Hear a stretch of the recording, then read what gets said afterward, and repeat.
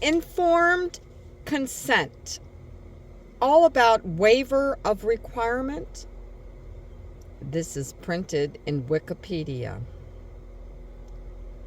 Waiver of consent requirement may be applied in certain circumstances where no foreseeable harm is expected to result from the study, or when permitted by law, federal regulations, or even if ethical review committee has approved the non-disclosure of certain information.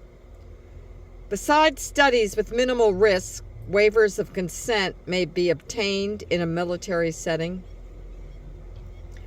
According to 10 U.S.C. 980, the United States Code for the Armed Forces, the limitations on the use of humans in experimental subjects, a waiver of advanced informed consent may be granted by the Secretary of Defense if a research project would 1.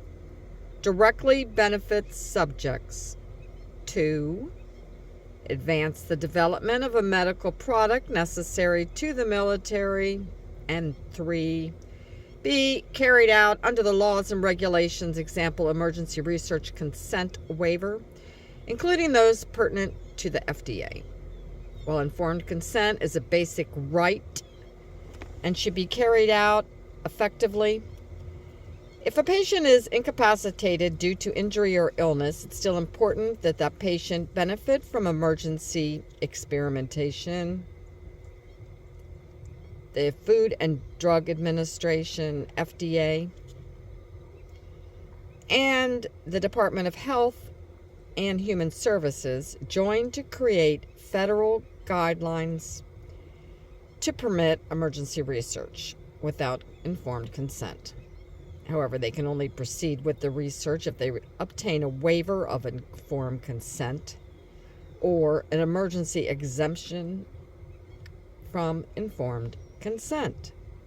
21st Century Cures Act.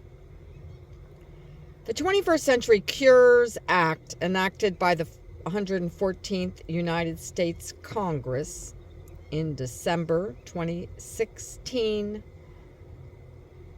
allows researchers to waive the requirement for informed consent when clinical testing poses no more than minimal risk, and includes appropriate safeguards to protect the rights, safety, and welfare of the human subject.